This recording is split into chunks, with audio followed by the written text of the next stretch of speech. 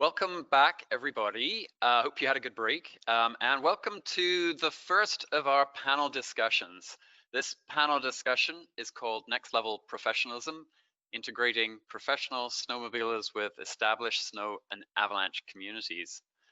I'm feeling like I should be wearing something on my head, which will become apparent as we introduce the panelists here. But just before we go there, I would like to showcase some of our sponsors. And for this panel discussion, we're showcasing a few sponsors. We've got MND, we've got Avalanche Canada, and VEASAN. And I'm going to show the MND sponsor video. You may have seen us play it already. We're going to play it just one more time. And at the end of the session, I'm going to show the Avalanche Canada and VEASAN videos to close out the session here. So please enjoy this video by our sponsor MND, world-class snow and avalanche experts, one partner, many solutions.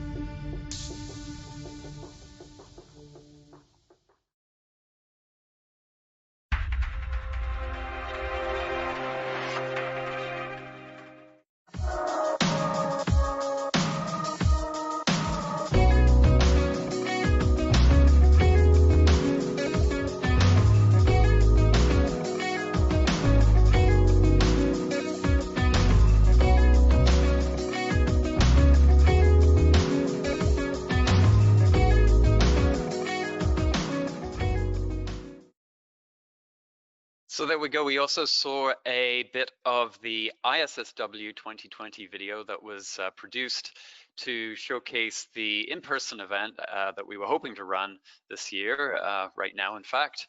And of course, as we've previously mentioned, we are hoping to run that event in the fall of 2021. So fingers crossed for the world situation that will permit us to do that in person next year. So on to the panel discussion. It's my pleasure to introduce Curtis Polyak, who'll be moderating this session. Curtis is a highly regarded snowmobile avalanche professional. He owns and runs the Frozen Pirate Snowmobile Guiding Company and is also a general manager for VARDA, which is the Valemount and Area Recreation Development Association. And Curtis is also a author as well, and has recently co-authored the Avalanche Skills Training Handbook for Snowmobilers. So over to Curtis, who will bring in the rest of his panel. Thanks very much.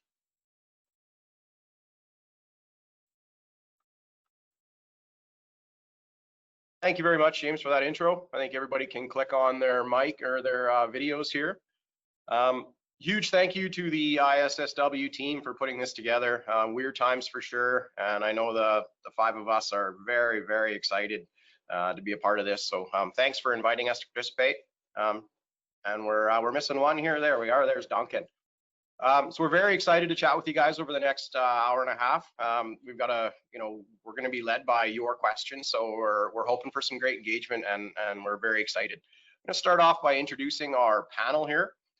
We have Steve Scott. Steve is a CAA Operations Level 3 forecaster and a guide with Great Canadian Snowmobile Tours.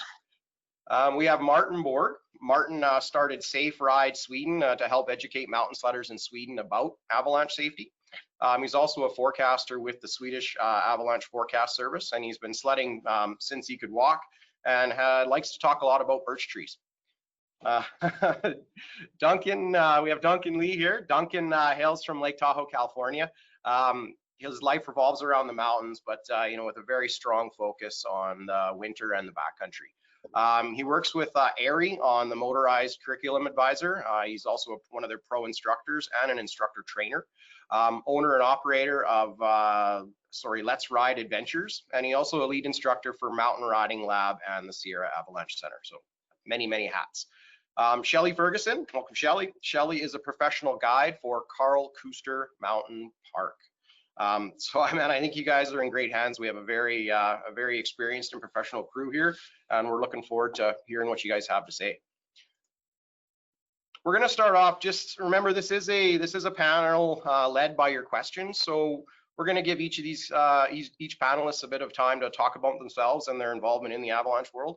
And we hope that spurs questions from you guys. So once they're done that, we'll try to hit on and see if we have any questions coming from the audience. And that's really how we'd like to run this panel, is probably led by viewer questions. And we think we can get the most organic chat and maybe explain how we operate in our industry a little bit more to you guys. Steve, I think we'll start with you, man. Can you tell us kind of a little bit more about yourself, what your job, what you do in the Avalanche Patch, and how you got started? Yeah, thanks, Curtis. Well, I grew up on the other side of the mountain range here near Canmore, Alberta, and I had a childhood of mountaineering and playing in the snow, mostly ski touring and cross country skiing for sure, and snowboarding. And then I grew up had some farm life, which got me into the snowmobiles in the flats first, and so that transitioned when I moved to Revelstoke.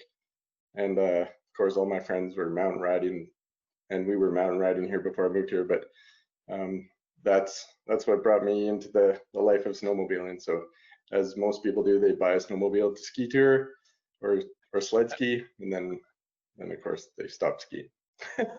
So I became an avalanche educator and went through the CAA system up to level 3 now, and I like teaching ASTs 1, 2, and into the ITP program for operations levels as well. And yeah, so I'm a full-time guide and operations manager at Great Canadian Tours, and I've been here for going on 15th season now. Awesome. Thanks, Steve. Martin, let's move on to you, man. How's life over in Sweden? Tell us about those birch trees and your life in the Avalanche Patch. Well, I started up as a flatlander, riding outside the village or town of Östersund. And around 2010, I started mountain riding, progressed into realizing that I was getting into troubles. If I would continue that path, I would be in maybe one of the numbers. But Chris Brown, American Canadian, he showed me the good way and the right path, and showed me that I needed further education. A small avalanche awareness day wasn't really good enough. And from that on, it progressed, and I started to see how I was going to get my education in Sweden. Very hard as a sledder because there weren't any courses at that time. So that led me to, well, I need to get myself educated, and I went to Canada to get that education. And from there on, I tried to educate Swedish snowmobilers and working with the forecast service here and trying to navigate those nasty birch trees that pops up from under you and drags you down. So, and I do a lot of guiding as well. And as I said, kind of avalanche awareness days, because that's the only thing the Swedish sledders are interested in. So. Awesome. Thanks a lot, Martin. You know, we've I think both of you guys have mentioned the industry training program or ITP program already. Just to quickly kind of address that, that's for people maybe not familiar with it. That's the Canadian Avalanches Association kind of professional training school. So when we use that word ITP, that's what we're referring to, not the public recreation side, but the more professional level training. Shelly, tell us about CKMP, Karl Kuster Mountain Park, and what you're doing around there. Well, same as most people, I started sledding because I was a skier and wanted to find better lines, and then realized how hard it was to operate a snowmobile. So that's the beginning of it all. But for sure, I had been with CKMP since 2008, so I've definitely seen the evolution of the change. You know, we were a bunch of core snowmobilers that were had great terrain knowledge, and we had taken our ITP level 1, and we got stopped by a wall. It's difficult to get that mentorship. It's not that direct line like the skiers have. We definitely struggled with getting mentorship. Luckily, there's people out there that, you know, like a Chris Brown, for us, and Jeremy Hankey or an Ian, that helped us along that path. Luckily that we have that, and that's kind of where my path is. I'm trying to build a curriculum for our up and coming tail guides to help them with that mentor process, so it's not such a difficult hurdle to be able to get into the professional snowmobile business. Oh, I agree. It's interesting that a lot of us came from that skier, snowboarder, two-planking background, moved to the sledding world. We moved from a background with a ton of mentorship and then kind of went into one that we might struggle with some mentorship. So hopefully we can chat about that later on. Duncan, let's hear about life down in California, man. Well, actually, life in California isn't smoky today, so that's a good thing. But yeah, just like everybody else here, I started out skiing at 1.5, went through that entire thing, snowboarded, got a snowmobile, got into the backcountry, and made a lot of bad mistakes with no education. And then the Sierra Avalanche Center reached out to me. I had started a athlete career in the snowmobile industry, and I was kind of roped into avalanche education because there just wasn't a ton of opportunity for snowmobilers. So that snowballed, pun intended. And nowadays I work for AREA, help advise on the curriculum for motorized users. I train instructors, I do professional training as well. And lucky for me, I had a mentor who loves to snowmobile named Travis Spice, who has been an avalanche educator for a very long time and an observer and does a lot in avalanche education. So he's kind of guided me through the process and opened a lot of doors, and then it's made me realize what a need there is for the motorized user. And that's brought me all over the world, and specifically working in Canada, well, sorry, not working in Canada, but working with the Canadians on trying to bridge the gap and see if there's a way to have some sort of standardized setup. Nice. You know, we're all in the realm of acronyms, but Duncan, maybe let us know what AREA is there. So AREA is the American Institute of Avalanche Research and Education, and it's a little bit different down here in the States as it is in Canada. Canada has the CAA, and the United States has the AAA, the American Avalanche Association. They set out the guidelines for what education and forecasting standards should be. And then there's different people that create curriculum. And that's what AIRI does. AIRI also trains our instructors with a much more intense kind of training, I guess. But you have to do more courses to become an AIRI instructor than you would to just build a curriculum and have it passed by the AAA. So AIRI is a pretty large nonprofit organization now that employs a ton of folks, and it's a pretty awesome kind of peer review process to everything that we put out. Awesome, awesome. You know, I think this, we've got almost 400 people watching. You know, I hope everyone loves it. I hope they benefit. We've got a pretty amazing panel here. I think we'll try to run right to the floor now and see if we can get this thing fired up. Talking sleds. Brent, do you have any questions from the floor as of right now? And, you know, we're encouraging people to use that raise your hand function. So anything on the floor, Brent? We currently have no questions from the floor right now. We could probably draw one out. We have a couple happening in the chat box. So I'm going to hand it over to Olivia to bring one out of our chat box.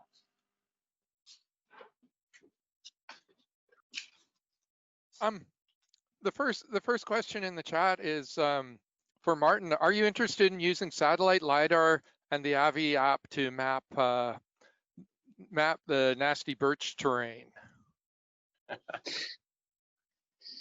Nasty birch terrain. Well, actually, what was the names of those apps?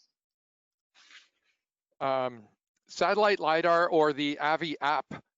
And yeah, maybe you could just tell us a little bit about the Swedish Avi app and what you think about that. The Swedish Avi app, that would be the Swedish forecast service, but it's more the Swedish terrain is we have some complex terrain, we do, but overall it's not that nasty, but I would say we don't, how should I put it? It's pretty hard to go with English just on the fly. Hey, Martin, why don't we mention these birch trees a few times? Why don't you tell us about these nasty birch trees and why we keep bringing them up? How does that change? Like, how does that affect your snowpack? Well, they're not the snowpack. The trees are, well, they're not as dense forest as it is with spruces. It's more widened. So even if you're in the birch trees, you might find avalanches, but still the most important part with the birch trees, that is it makes it hard for you to transverse or side hill through them, because they're so shallow in the snowpack, so you can get caught on them. So it's not really an avalanche problem with the birch trees. More than it's more spacing, yeah. Awesome. Anything else come up in So the? is it an avoidance? Oh, sorry. So is it an avoidance? Do you just try to avoid those birch trees, or do you try to go through them? Is that an exciting thing to ride them, or is it an avoidance? It's exciting to try to not getting caught by them, to try to navigate through them. You really need to read the terrain and the snowpack on the go to see where you can build speed and where you cannot build speed. So that's an interesting part about the birch trees. Building speed and knowing when to build speed, that's the hard part, and when to cut deep to keep the sled on its side when doing a side hill is also, it's a challenge with the birches. Again, it's not that not only the complex avalanche problem, it's a complex sled problem. Eh? Kind of more of a complex sled problem than an avalanche problem, though. Brent, anything else from the floor here? You bet. We have a couple questions from the floor. First one we have from Brandon Schwartz. Go ahead, Brandon. You could tell us where you're from.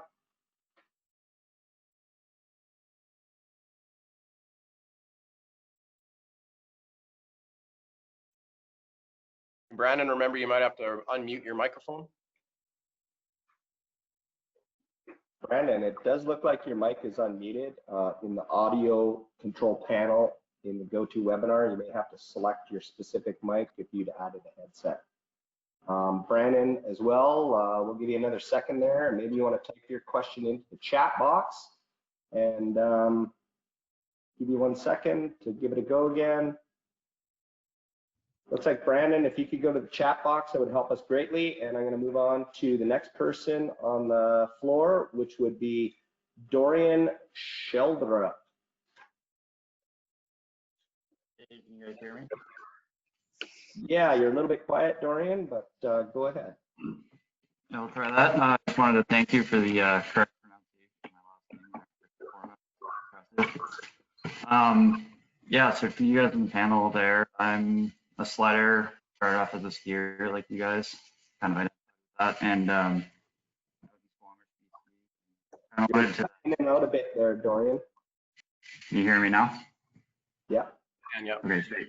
Yeah, so I'm in Squamish, and I've kind of observed, it seems like with this atypical year we're having, a lot of people seem to be buying snowmobiles. They seem to be selling like hotcakes out in the Sea to Sky corridor out here.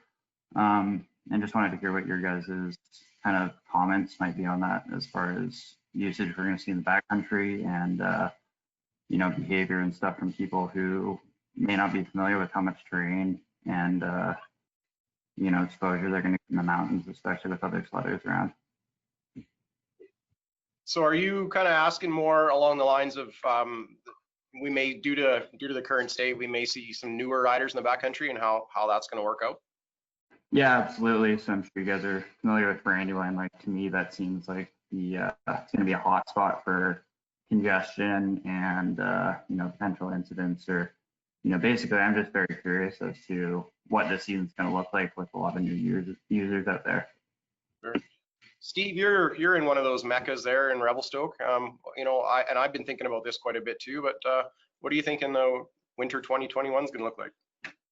Yeah, it's I also wear the hat of I'm a search and rescue manager in Revelstoke. So this is I think all through the province there's a bit of concern about even just how we saw a huge influx of new mountain bikers this summer just due to the world situation. So I think you're right to be concerned about a bunch of unexperienced people buying snowmobiles and realizing how quickly they can get into danger.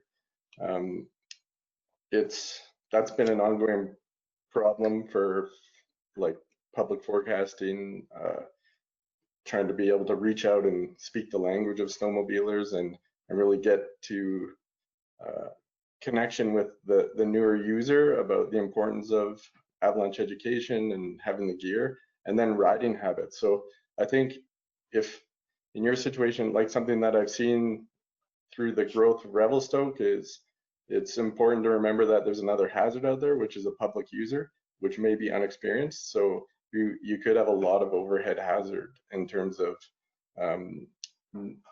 like human triggered avalanches, which is super difficult to predict. And you don't even know if these guys or girls are going to be dropping off cornices or accidentally letting go cornices above you. So I think for yourself personally, I would reconsider your terrain travel and don't ever forget that that's an option. Or you might think you're stopped in a good spot and then some person on a new turbo goes right into the start zone that you didn't think had any potential for natural triggering, but the human trigger factor is going to be surrounding you a lot more than you're used to. So I think my advice would be look up. Yeah, there's been quite a growth in kind of all outdoor sports over this new summer we've had in front of us, and I don't see much change for the winter. But Duncan, have you seen kind of that growth down there in the States again with the summer activities outside due to the the pandemic? And then what are your thoughts on the winter? Yeah, our trailheads have been maxed out this summer, and everybody that can't travel internationally or that isn't is traveling interstate or just into the backcountry themselves. We've seen a massive shift in just population moving to the mountainous areas. And then, yeah, for the upcoming winter, sled sales are up. A lot of people contacting that are friends in the ski world are like, where can I go buy a sled? And so I'm sure it's going to be crazy busy this year for sure. And up in there at Brandywine, you guys have almost 200 trucks on every weekend in the parking lot. So I don't know if they can fit many more trucks, but it's still super busy. So even if there's not a lot of people, Steve's comment about looking up is probably the safest way to go, because other people out there are another hazard. Totally agree. Totally agree. Brent, maybe we'll switch this one up. How many other questions from the floor there? I see a few coming in on the chat box. Yeah, you bet. We've got a couple more questions from the floor. Next one up was Scott Thumler. Go ahead, Scott. Oh, hey guys. Steve, this one maybe is for you, but for everyone as well. I read somewhere that you're working on an accredited snowmobile guide process. Is it worthwhile to chat about where that's at right now, or is it a little early? No, that's great. Yeah. Yeah, thanks, Scott. So there's it's probably, well, it's a few years in the process now, but we've definitely got a ball rolling, and there's a lot of the professional snowmobile guides in Canada and the United States and even Sweden that have all expressed interest in getting together and kind of having a unified voice, as well as almost a curriculum and a set of standard practice that would define what a professional snowmobile guide is. So I think the level of education and experience out there is really reaching an amazing high point right now. And yeah, we're getting very close and to kind of bringing this out to the world. And we've had a lot of discussions and meetings and some really good, like, hands-on get-togethers with all of these guides. Like, we had probably 20 of us, and all together out sharing each other's different methods and skills that they've used to use their snowmobile in the mountains for collecting avalanche data and testing slopes. And then we do avalanche rescue practice and then crevasse rescue, all of, like, everything that you would see in a mountain guide program. And so we've come to the point where we're just trying to make the association a little more solid, so we come out strong, and I'm pretty excited, and it's something that's coming soon. Shelley, you know, I as a business owner myself in the guide industry, it's tough to find what we claim as qualified sled guides, right? We have to basically pick our standards, and the employees have to meet our standard. But in this guides association, you know, what would you be looking for? I know, you know, you're a busy guiding operation. It is tough to find what we would call a qualified guide. What does CKMP look for in their guides? You know, you have to have definitely your head on your shoulders. You're moving through a lot of terrain. I think the biggest thing is I did actually go to Steve's course when we were looking at how we were going to attempt to make this guide association, and I did like the way that we were all out there hands-on, showing each other skills and having kind of a matrix built of what our expectations were. As far as CKMP, we're really just trying to get our tail guides out there and just mentor and show them our expectations scenario driven. You know, it's time, and that's what we all struggle with, is time to get out there. It's nice to lean on people like a Jeremy, where they are willing to take our tail guides or people that are up and coming and help mentor them through just being out there and digging a pit next to them and saying, hey, this is what I see, is this right? You know, we're really just trying to work with people that are really gung-ho and want to put the committed time in, and we're willing to put the committed time in as well. You know, it's just a big matrix of stuff. Right, now, Duncan, there's a question here, kind of came from the chat box that's relating to this and part of this curriculum. Someone will say with 100, 150 days a year, 100 days a year in the mountains, you know, a long time skiing, but getting into this sled side of things, picking up their first sled, wanting to see what it's all about, why we've all made this switch. where would they start first? What would be their kind of their best first step to begin their sled toolkit? As far as like new person getting into sledding that has a lot of backcountry experience, there's a variety of skills that are needed. Terrain knowledge, snowpack knowledge is a must and a safety skill that needs to be learned by all backcountry users. If you already have avalanche education, you can apply most of it. There are specific things for the motorized user that come out in a motorized specific avalanche education course, and which is why we've developed a curriculum specifically for motorized users. Also why it would be important to maybe refresh those skills by taking a motorized specific course on your machine. Now, the next thing that comes into play is riding ability. That is also a very large part of this whole puzzle.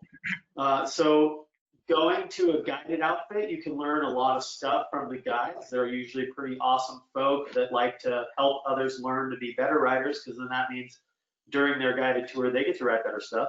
But you can also take a clinic and learn the basics from the get-go, which is a great thing to do, I think, because it takes years for the learning curve.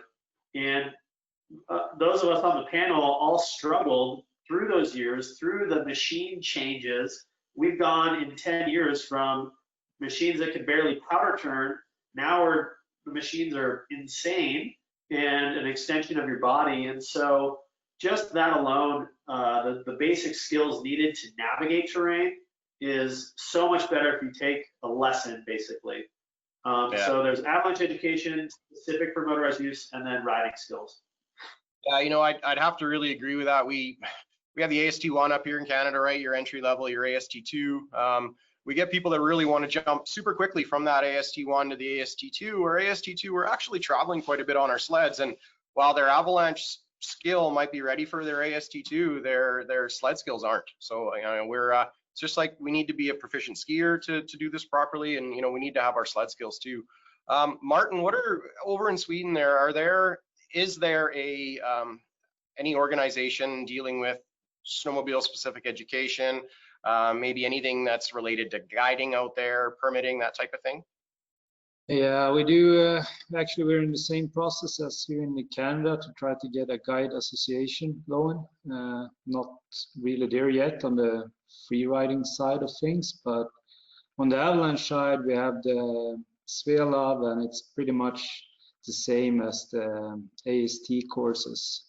And the professional courses are also very similar to the Canadian CAA versions.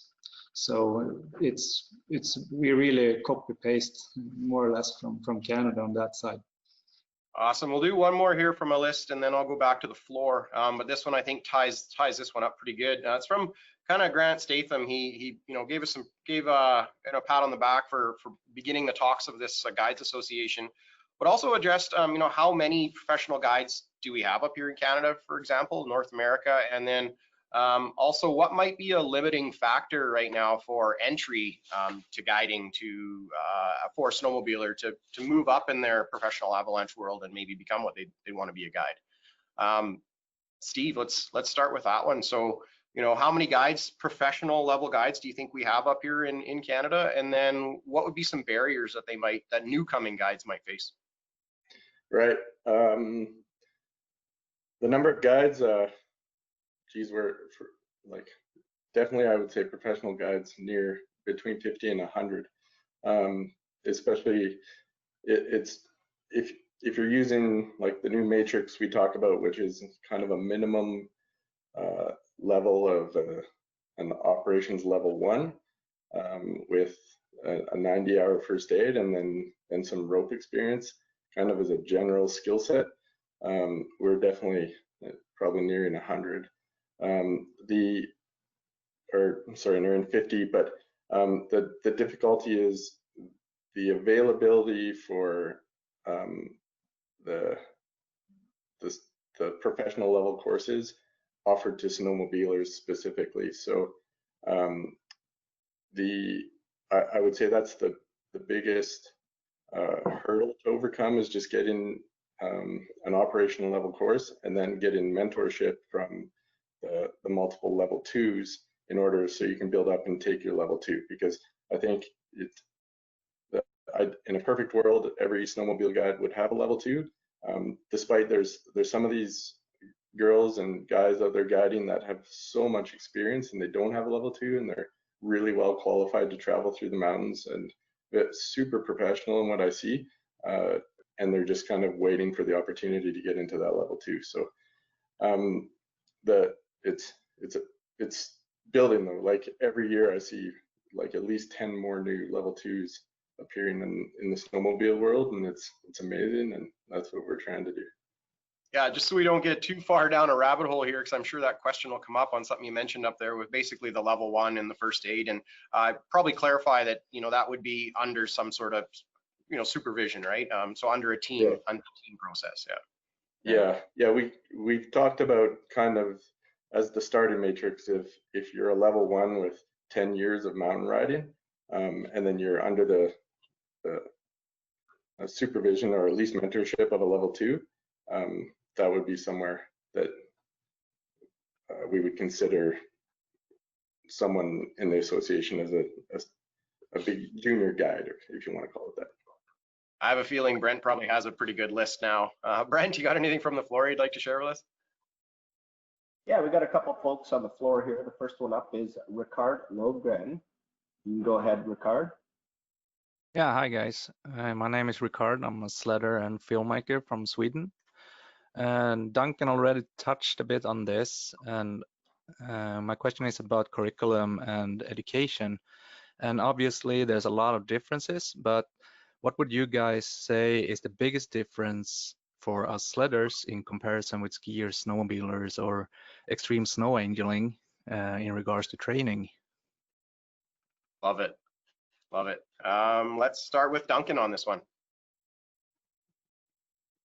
Ricard, good to hear from you, buddy. Yeah, so the main difference, like the biggest thing is the way we use terrain navigation, terrain management, group management, and just how we travel through the backcountry. We hit every elevation, every aspect, all within a few minutes. So for us, it's constantly changing, and we need to gather a ton of information on the fly and really be in tune with what's going on around us and the clues that nature is giving us. So to gather that education takes somebody who kind of understands both sides of it, of what you're doing while you're on the machine, and then the scientific background of formal education. So to put it all together, you got to really be on your toes and thinking quick, depending on the day's hazard. So the biggest difference really is that we're using the backcountry differently than human-powered folks. And so to get those specifics, formalized education is a must. Shelly, you have anything to add to that? Kind of that difference between the snowmobiler-based education versus maybe the current ski-based education? What are you missing with your with people that are coming up to your operation? Well, I'm agree with Duncan. We're just traveling through so much terrain and so many elevations, and I think it's not just seeing that the information is there, but it's recording that information and learning how to record what we're actually seeing. And I think that's, you know, we all feel that we're touching the snow so much, but now what's the information that we're going to have value out of it? And that's a super important part to it. I agree. And, you know, in our pre-talk about this, we kind of chatted about, we do collect so much information. You know, we can do so many hasty pits, wall checks, layer checks, hand tests, slope cuts. You know, by the time someone gets their shovel out, we could have done several, and we might even be on a different aspect. So I agree. It's finding a standardized way to somehow convey the amount of information that we get as people that are operating sleds at a very high level. I don't even think half of them understand how much information they are gathering. And I think part of any curriculum, any teaching that's going to come down the pipe really needs to address how they're going to relay that data onward to better forecast, better mentorship, and better sharing of information out there for sure. Barriers. Let's go to barriers. What are some of the barriers for getting snowmobilers into professional avalanche education? Martin, let's start with you over in Sweden. Yeah, I think most of the Swedish sledders that they think they're missing out on a couple of days of sledding. The normal weekend warrior in Sweden maybe have 10 or 15 days on the sled each year, and wasting 2 days to take a AST1 course is perhaps too much for them. I don't know, but that's what the feeling I get on that things. So that's the recreational side. Are there opportunities for professional level sled trailing or sled training in Sweden? No, you have to go to Canada or the States to stateside to get your formal education if you want to do it based on a sled. Yeah. Fair enough. Steve, what are you seeing as for barriers? You're in quite a mecca down there, you and Shelly. What are you seeing as barriers for snowmobilers to get into the professional level of education? I would say the biggest one would be availability of mentorship from level 2s, and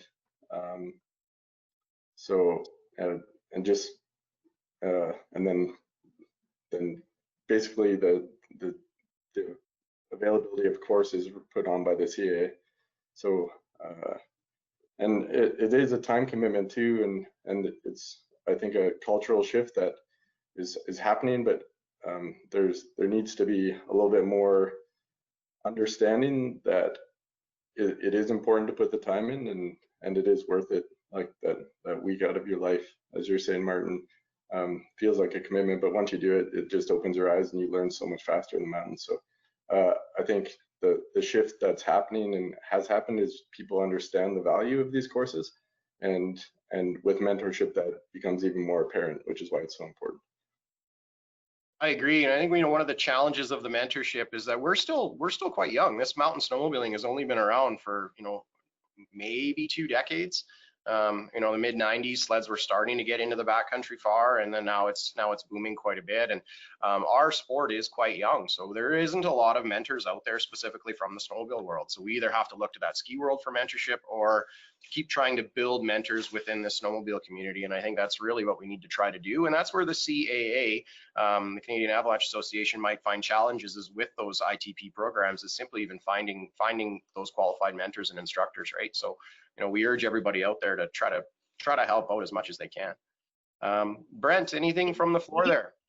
Oh, sorry, Shelly, go ahead. You need that diversity as well in the group to have that diverse dialogue to figure out how to be able to achieve these mentorship programs. It's not just overnight. We really need to start the conversations. I agree. Yeah, I agree. Yeah, it seems like it's taken a while, but it's not something that can happen overnight, that's for sure. Go ahead, Duncan. So talking about some of the hurdles for professional track that we see in the States, actually, one is having not the client base, but the people looking to take the professional track. If you've been a snowmobiler and you're trying to take snowmobile specific courses, there have not been a lot offered in the past 10 years compared to human powered track. So just the base knowledge to have to enter a Pro 1 course, there's not a lot of people out there that are ready to take it.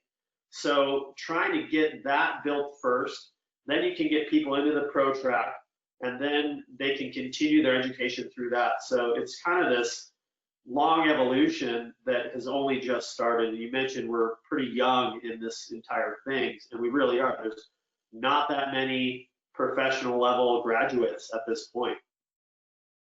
Yeah. Brent, we'll try to run to the floor for anybody in line there. Excellent. We have Mark Staples from the floor, please. Go ahead, Mark. Okay, excuse me, is this working? Can you all hear me? Yeah. Hi, so I'm just curious. I'm calling from down here in Utah, at the Utah Avalanche Center, and Trust me, I would rather be on a sled any day. There's sometimes weeks that go by that I don't put my skis on, and I'm totally okay with that. In fact, I'm usually pretty psyched. I think in a lot of ways, a sled is the ultimate forecasting tool. It's kind of you're on the snow, you're touching the snow, but you have the mobility of maybe almost like having a helicopter, but you're touching the snow all day long. So it's pretty cool that way. The thing I'm curious about, and to get input from all of you, is I'm a little biased, but I feel like there's a huge knowledge base and depth of experience from people who trigger avalanches on a regular basis, whether it be ski patrols, DOTs, or other groups like that. And I even feel it myself as I've moved away from that. Of sometimes lose that sense that those folks throwing explosives every day get. But what I benefit from, because I can kind of move back and forth between all the user groups, is and in my professional setting, is that I interact with those groups a lot. I can throw on skis and go out with a ski patrol and see exactly what they're triggering. And so it just feels easy for that knowledge and that experience to kind of trickle down from essentially we'll just take ski patrols, for example. They're on skis, they have friends who are skiers, they do ski-based events, and so that knowledge can kind of trickle down informally. And even to what Steve was saying, it's a little easier for those mentorships to build among common user groups. And those mentorships are key. So I'm just wondering, like, how do we get that knowledge from one user group of pros to another user group of pros in the areas where you all work? It's definitely, like Duncan mentioned, I think there is a chicken versus the egg problem. You kind of want to offer these pro level classes, but at the same time you need the demand, and they have to kind of go hand in hand, because ultimately you gotta make money. You can't just offer these classes and put them on the calendar and have no one show up. But then if there's no class, no one can take them. I mean, just some things we've worked on in Utah, and I see Al Richards is on here, which is cool, is we've really worked closely with the Utah Snowmobile Association, and they're pushing an education curriculum. And we've had, just like this panel discussion at the Utah Snow and Avalanche Workshop, we've had sort of motorized breakout sessions. And I think for us, ultimately, it's about trying to integrate all these users together. It's hard to really force something formal, but if we can get, it doesn't matter who you are, a skier or a snowmobiler or whatever, but when we bring these user groups together, I feel like there's a better chance for that knowledge and experience to kind of trickle down. I'm curious, for all of you, where you live and work, what seems to be working and what seems to need to be done further. Mark, that's rad. Thank you so much for kind of laying that out there. I fully agree, and I see where you're coming, and it also matches another question we had from our chat bar there of how do we merge the professional level sledders with the professional level avalanche world.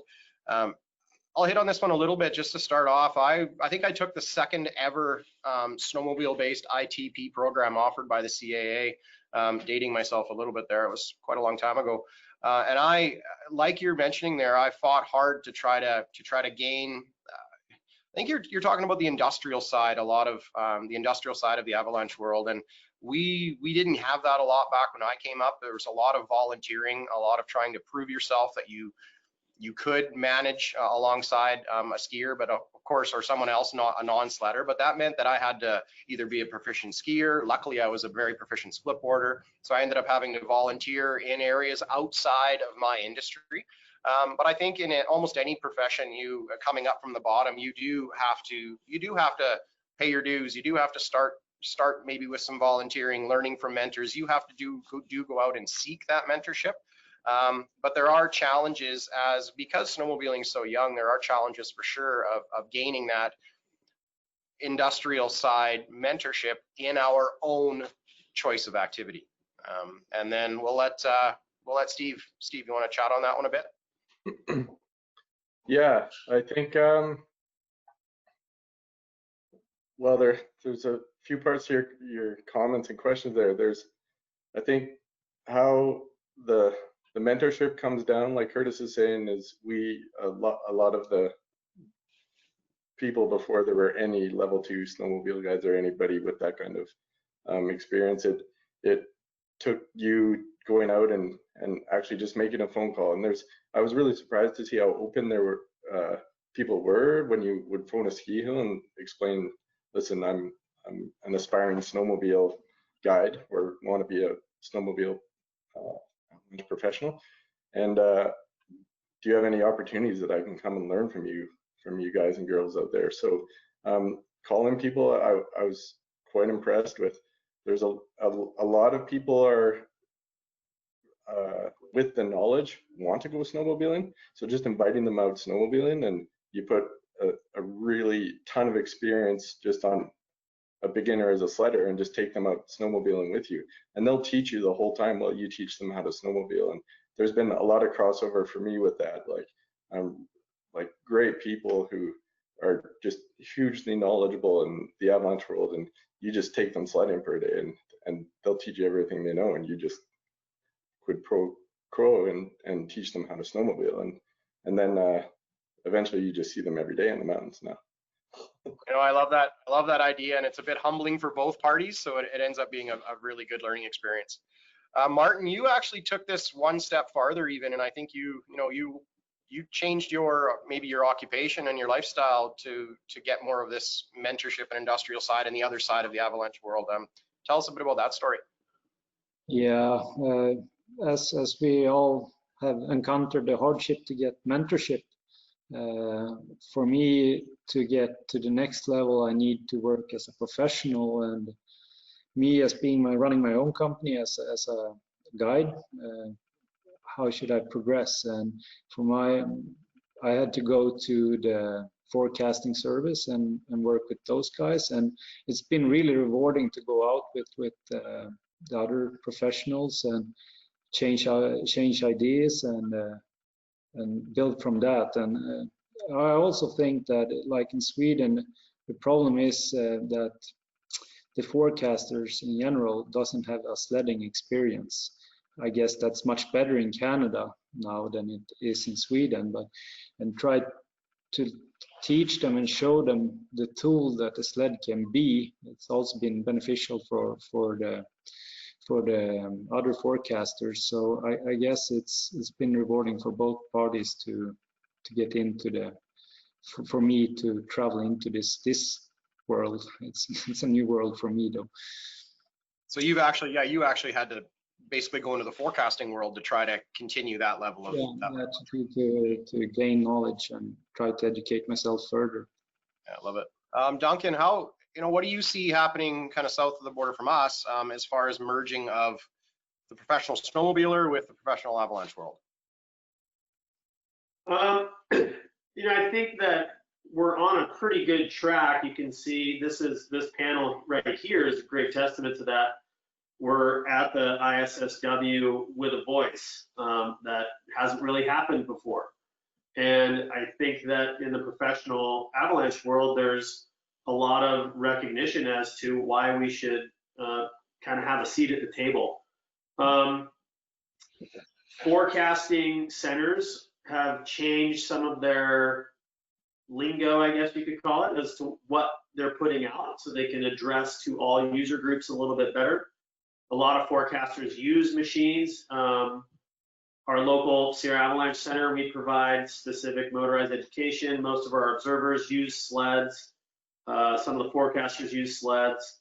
I know that Utah Avalanche Center has been a very large proponent for motorized education and knowledge through the past few years, and they've kind of led the charge in some of that respect. So the trickle-down effect is happening, and there's way more involvement going on. Some of the information sharing, I think, could be better among professional outfits across the board. I know, what do you guys use in Canada? I'm spacing on the name right now. InfoX. Yeah, InfoX. InfoX is a great platform if you know how to use it and you pay for the subscription, but it seems like it's a really vital tool for information sharing. Down in the States, you know, I'm not very apparent. I don't run a guide service. I do courses, and we share information that way. And we have a instructor network and a provider network that we share information through that way as well. But it seems like there could definitely be a better uptake of information sharing across the board. Perfect. I do agree. Well, And, oh, sorry, go ahead, Shelley. I think the InfoX is a fantastic tool, but you're right. We need to, as CKMP, we need to contribute to that. But this will be our first year to do that. But it just like Steve said, you know, we are out there helping avalanche professionals learn how to snowmobile, and vice versa. We're trading back and forth that information, and I think that the ski community is actually starting to see the value of snowmobiles, seeing how many sled cuts they can do, how they can dig a trench in and take a look at the layers in the snow so quickly. Yeah, you know, there's a lot of knowledge there that we could build on the InfoX. It's such a great tool already. Maybe there's another line we can add into there that deals with more of the sledding part that we can understand. There's lots of opportunities, but the InfoX is a fantastic platform. You know, perfect segue. We actually had a comment from the chat box asking about the use of InfoX by the snowmobile community, and you know, I participate on it. Shelley does, Steve does. There are a few other operations in Canada. Martin does. You know, but I don't think there's a lot. But it also comes back to mentorship. InfoX can be very intimidating, especially if you don't have somebody from that industrial background around as you're maybe filling in your report or moving through that platform. It can be a challenging platform to use, and you know, you're also exposing yourself to the very high-end professional avalanche world, which maybe coming from where we do has been intimidating from the start. So you know, there is that level of transition there for sure. Brent, what do we haven't? Oh, Steve, are you jumping at the bit there? A little bit. Like Yeah, I think one thing that I'm seeing that's a huge improvement as a trickle-down effect for the information, if it's just even from what's happening in the mountains and how does that get spread. I've seen a huge, there's a really good culture now that's being pushed by Avalanche Canada and the Canadian Avalanche Association up here. So we have the InfoX, with all the professional input from the skiers and the snowmobilers and the cat skiers, heli. And then that's been trickling into the Mountain Information Network, which is a kind of free open source, I guess, available to anyone, which is a informal public version of the InfoX. And then there's amazing push by like groups like Jen Coulter down in the South Rockies and on Instagram, and just putting out this information of what they're seeing every 3 days. And that's creating a culture in the snowmobile world of, oh, I got to learn what these words are they're saying and how they know this. And it actually kind of builds the interest for the snowmobile community to gain more knowledge and take the courses and move their way up. And it just opens the language of snow science up to the rest of the world, and I think that's working super well right now. You know, I really agree. I love them in there. It's such an amazing way to share. I think as professionals, we need to promote more of that. You know, worldwide use of those systems. Love what Jen's doing with those videos. You know, we've been doing videos as well up here for a long time. Just getting that message out is creating that little form of mentorship and putting the avalanche buzz back into the minds of everybody. Brent, do we have anything new from the floor there? Yeah, we got a few folks from the floor here. We're going to start it out with Grant Statham. Go ahead, Grant.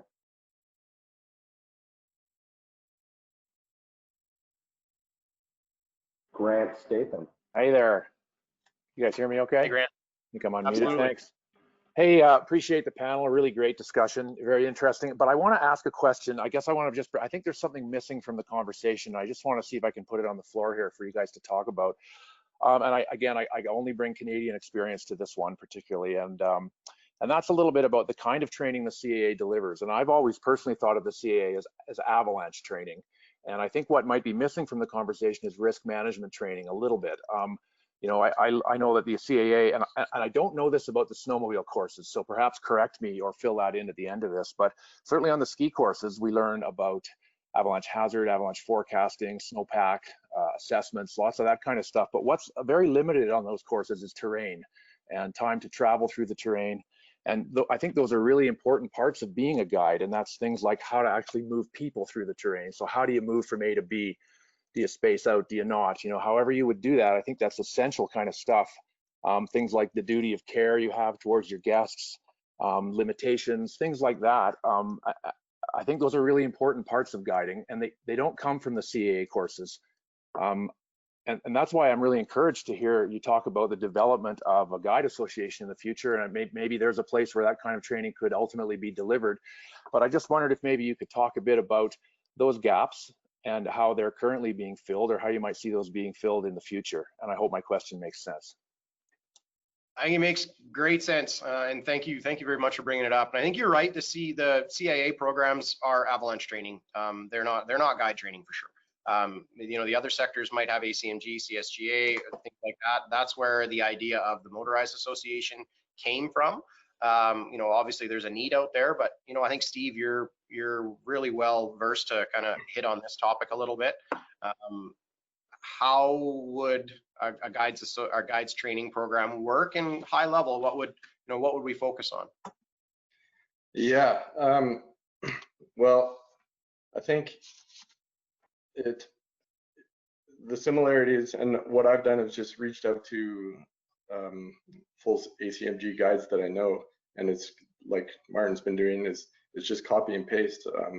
And there have been snowmobile guides who've learned the hard way of how group dynamics are so important in traveling through terrain and the different methods. So it's different than on skis as well. So coming at it with a background of experience of just sledding with friends, and then moving into guiding and seeing the mistakes you've made in the recreational side of things as you move into a professional situation was super important for my development. And then so in our program, we like it starts with like day one, it's like the preparedness side of things of having like a rescue gear and personal guide pack inventory, and then all the way to liabilities and waiver delivery, super important.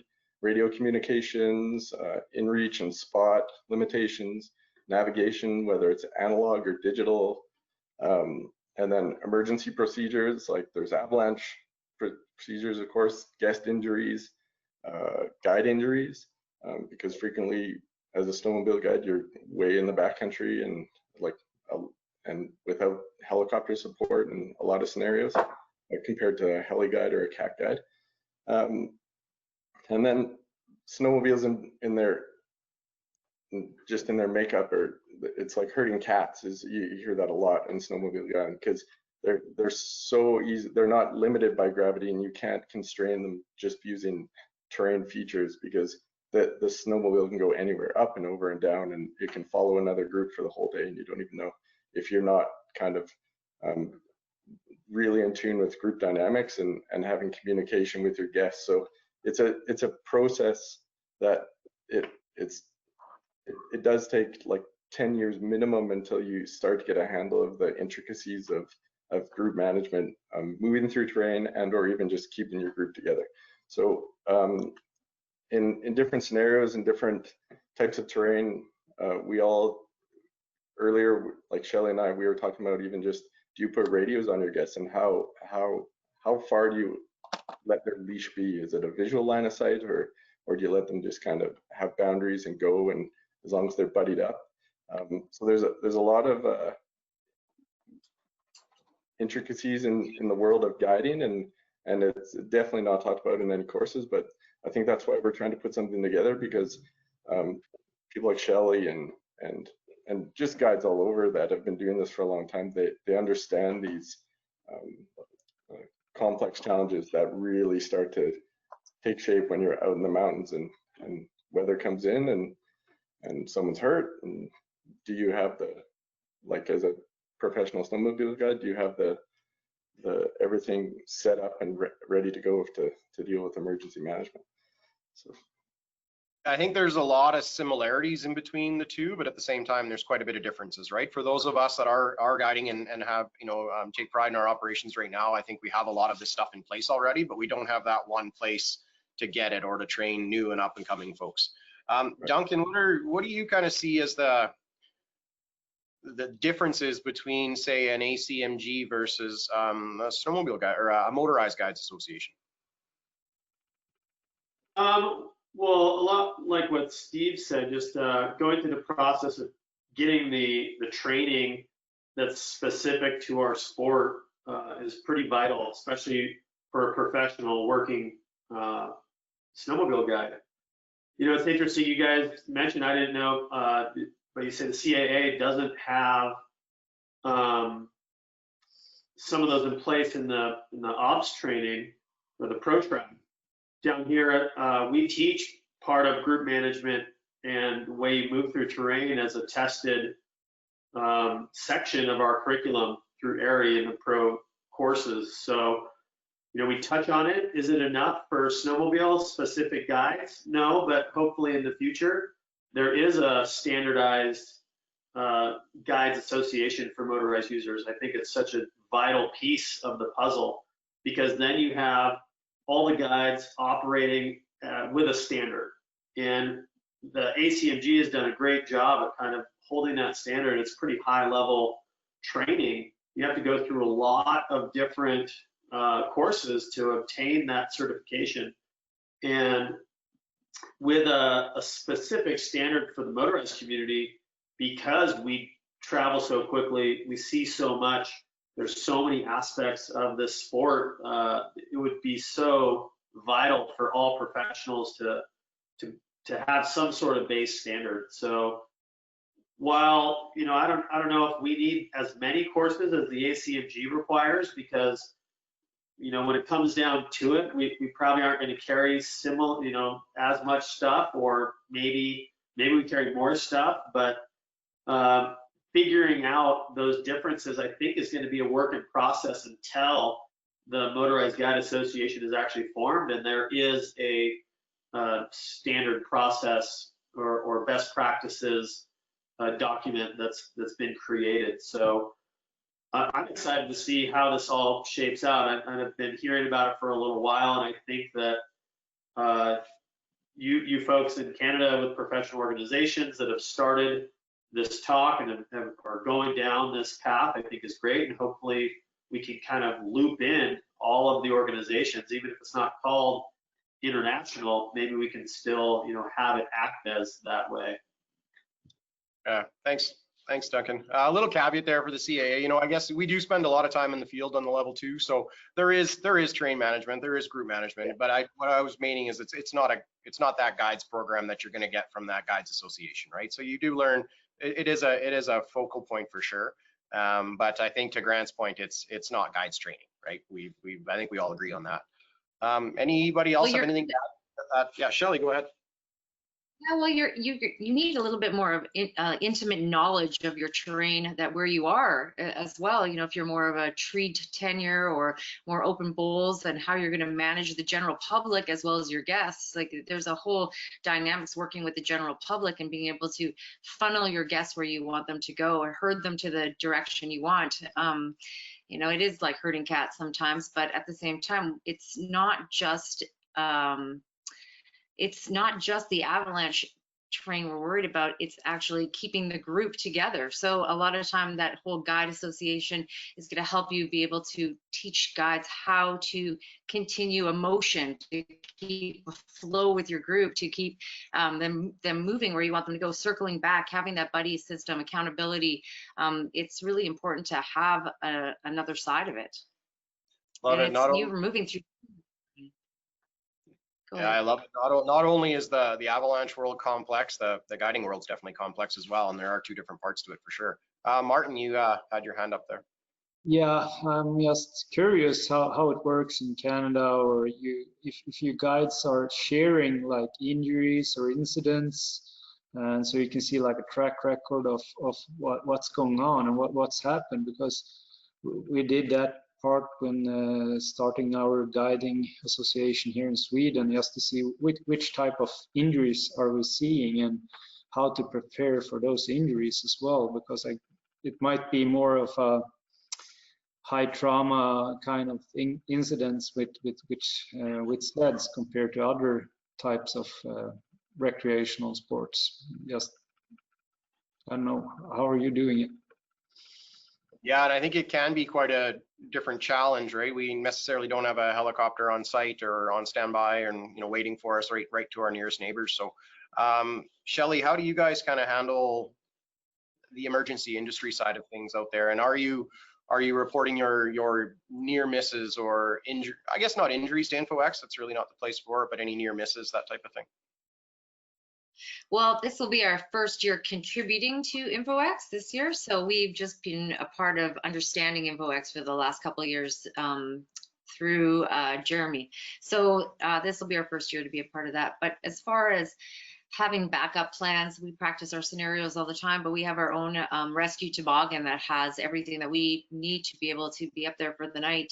And I think that's important that you practice with these instruments that you have for it. We'd all like the heli ride out, but it's not always possible. So, we definitely have to have a B, and C plan. Yeah, being a SAR responder up here can be interesting for sure.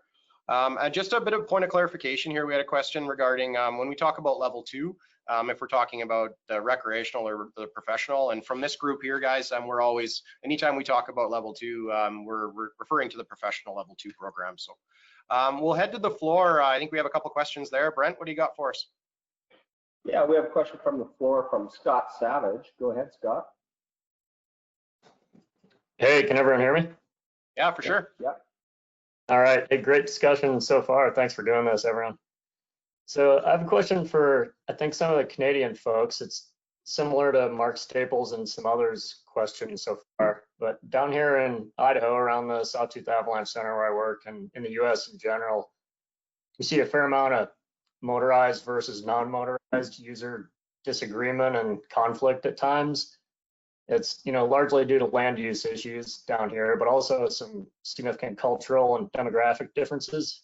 And there's still effectively 2 different tribes down in the US, and it can be really intimidating or taboo even for both professionals and recreationists to cross over. So I'm curious to what extent you see that us versus them attitude among the user groups in Canada. And I'd love to hear your thoughts on what we might do to bridge this divide down south to get more, I guess, professional cross-pollination between sledders and skiers.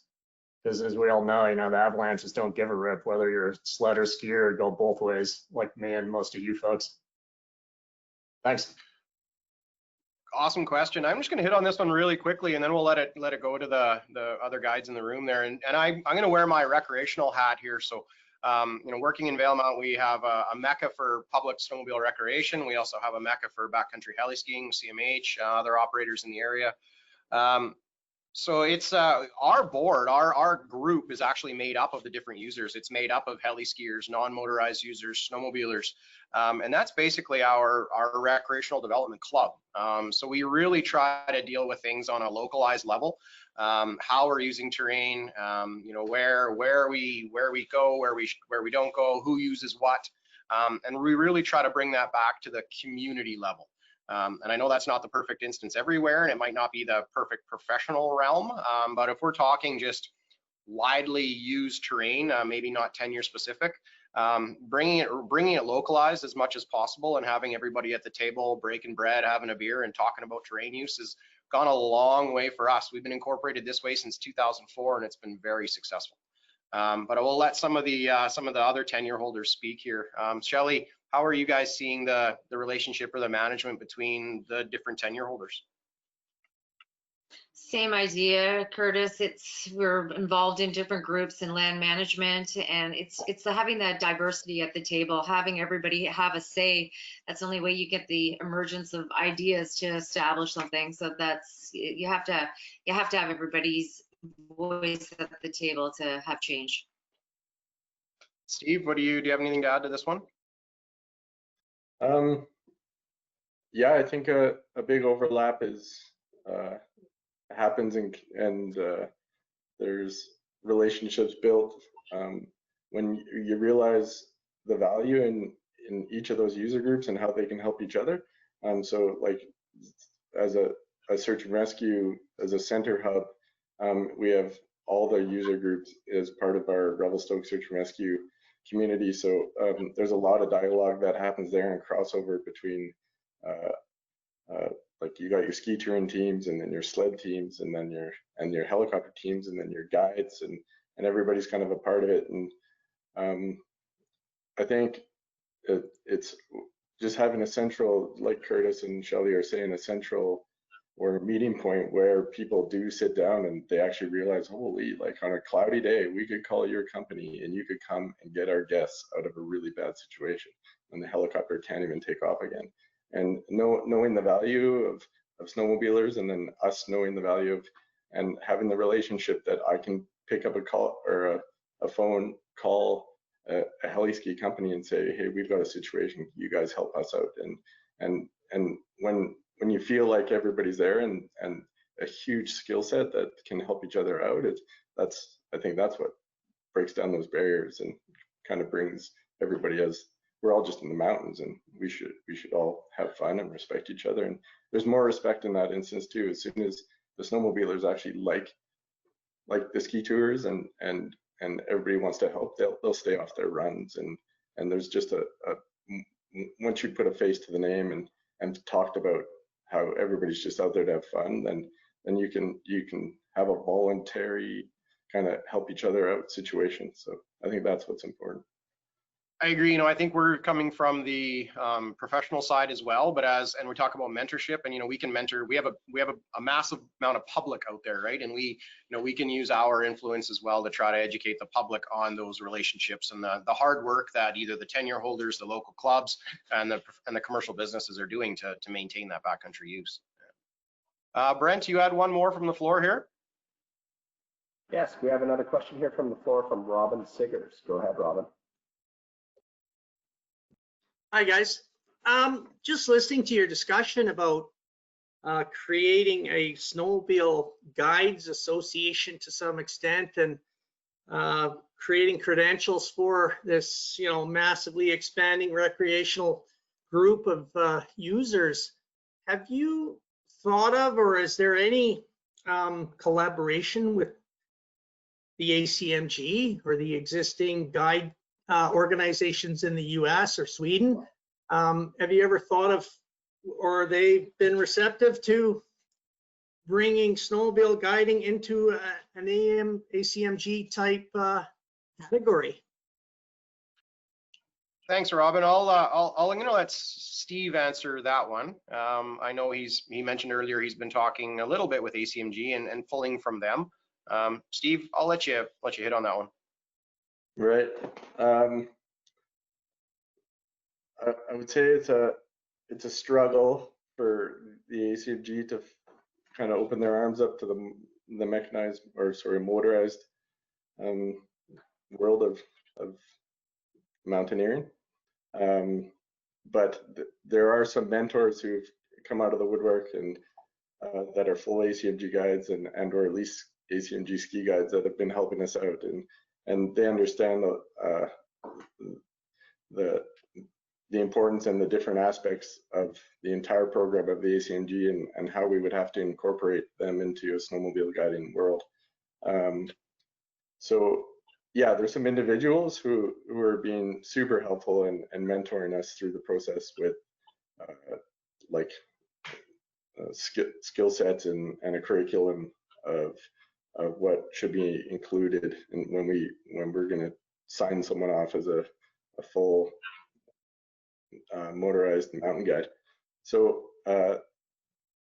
it's more on an individual basis than I reached out to the ACMG, but I've not got a lot of high level support for association mentorship. Yeah, I guess on that, Steve, we really hope for that mentorship, but I don't think it's ACMG we'd hope would help this group grow, but I believe our group needs to grow from within. We don't need ACMG to create snowmobile curriculum. I believe that would come from within, but mentorship on how they've been successful and how they've run such an amazing organization would be extremely beneficial to our program here. For sure. You know, we've got a few minutes left. Brent, are we have anything else from the floor? Can we jump right into another little topic here? We currently have no questions from the floor, so you guys can go ahead.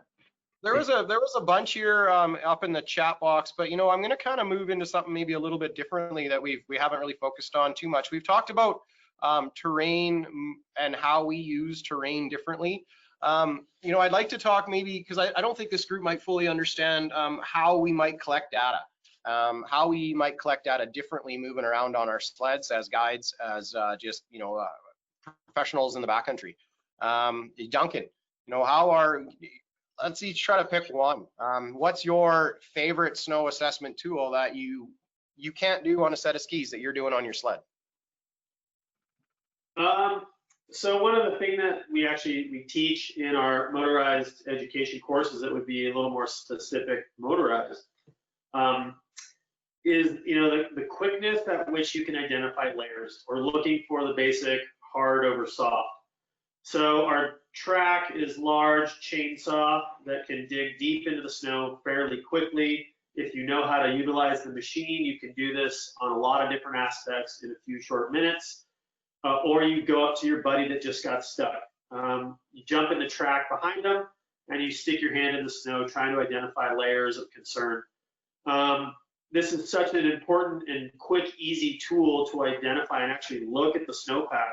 Yeah, our machine just disturbed the hillside, so you're not getting any like first-class data, but you are getting your hand in the snow and you're able to identify maybe what the forecast was talking about or what you were forecasting in your operation, and you can at least see what's going on, and then you can make a decision from there what relevant obs you need to gain next. So I think the quick track check is one of my favorites because it's so easy, so fast. You can jump aspect to aspect in a few minutes. You know, we gave you the easy one there. I think you hit the nail on the head. That's definitely a favorite.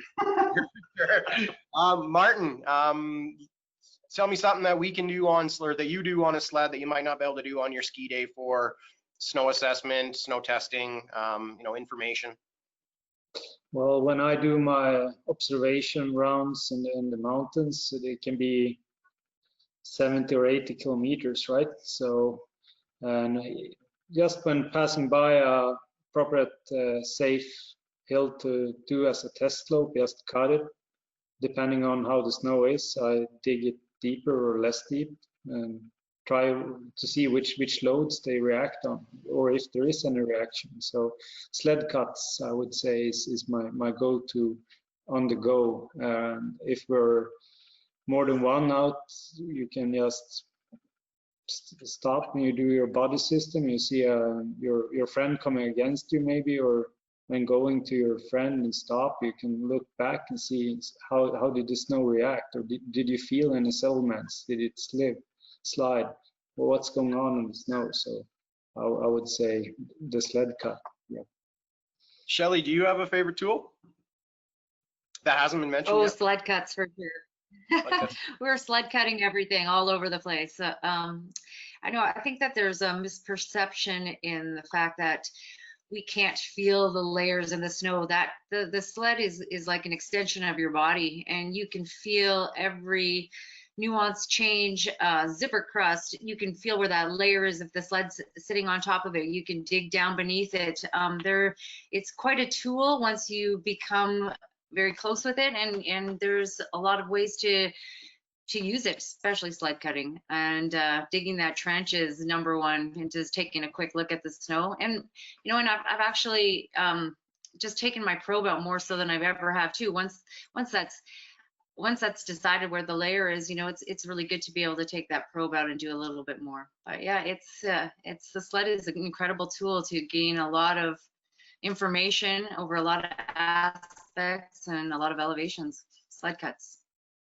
Totally agree. And I think what may not be understood about our sled cut is it could be your typical ski cut, you know, you're downhill across the start zone. But we can also really control the amount of pressure we put on that slope, right? We can, with our throttle, we could move fast, we could move slow. When we're moving quicker with a little less input, you know, our sled is lighter on that snowpack. When we slow down, really use our throttle, we can get really deeper to some of those deeper persistent weak layers. And, you know, we can put a lot of stress on that snowpack for sure. Steve, I know you've got something we missed. You know, could you add to this sled specific tool that we have out there? Yeah, well, I don't even know how many lugs are on a track, but that's a lot of little 3-inch shovels with a whole bunch of horsepower. So the moving snow around with the track is something I do a lot. Even if I'm above cornices, sometimes I've backed up to cornices and just get on the throttle heavy, and you can put 300-400 pounds of snow over the edge of the cornice to see if you have any pockets of instability underneath the cornices. I use them also. I'll back up to cornices and cut on 2 sides of a cornice, so you have 2 holes, and then loop a cord of lead over it, tie it to another sled on the other side, and all you do is drive away, and you've cut a huge cornice off. So 2 sleds are tied to a tree on one side, 1 sled, the cord lead under, and drive away, and you can cut monster cornices in about 6 minutes. It's huge. It's endless what you can do with snowmobiles, and it's easy. I love it. It's just, you know, it's just different. We all love snow. We all use it. It's just a little bit different. One quick last question. We're going to have to shut down here. We've got about 2 minutes left. And this isn't an easy one to answer, but, you know, I'm going to throw it out to Duncan. You know, in this professional world, in this professional training, when we're looking at generalized training versus motorized specific training, what's kind of the most important part of the curriculum that you believe is sled specific, must be taught on the sled? You know, we kind of taught this at the beginning, but it's terrain management, kind of mixed with group management as well, how we move through terrain as a group. And there's so many variables because we're on these machines that your group can kind of herd cats or be the cats in the herd and just kind of disappear, go wherever. So how you work as a team and the terrain that you're given to ride through for the day is it's number one. I mean, you need an understanding of what the snowpack's doing, and then you can apply it to that terrain. So there's just so many moving parts of it all, but if you do nothing less than how to move your group through the terrain at hand safely, then I would say that would be the number one thing that you have to experience on a sled, because we do it different. And I'd also say due to the amount of coverage, that's huge too, right? You ski touring in your 4 days on the snow, you're going to cover 100% more on your sleds. Yeah. That's a big difference there. Looks like we're getting kicked off, man. That was so fun. We thought we couldn't fill an hour and a half. I bet you we could fill 3. So big thanks to you guys out there, and thank you all of the panelists for participating. Everybody who sent in their questions. Sorry we couldn't get to them. Someone wants to see a video of your sled managed cornice cut, Steve. So you owe Melis Cody a video. He wants a link. James, go ahead. Thank you so much, Curtis, Steve, Martin, Shelley, Duncan. That was absolutely fantastic. I really appreciate that. And also thanks to all of the panelists, the participants that put their questions in for that really stimulating panel discussion. Hey, James, sorry, one more thing. Just if they want to continue on with the sled talk, there's going to be a poster presentation by Alex Ibbotson later. It's going to be a live discussion that's going to continue on with this snowmobile focused talk. So head on over to that one if you're interested. Perfect. Thanks, Curtis. And I did notice that was put into the chat there, so you might have to scroll up just a little bit to get the details on that. But that's a really great plug. Thanks a lot. So I'm going to wrap this up shortly, but I did promise that we would show another sponsor video, and again, you know, the sponsors, we can't thank them enough. You know, they're so vital for making events like this happen. This is a sponsor video from Avalanche Canada, and Avalanche Canada is the home of public avalanche safety in Canada. There's also a short little film by VESON, and VESON provides innovative solutions for avalanche control. Thanks again, everybody.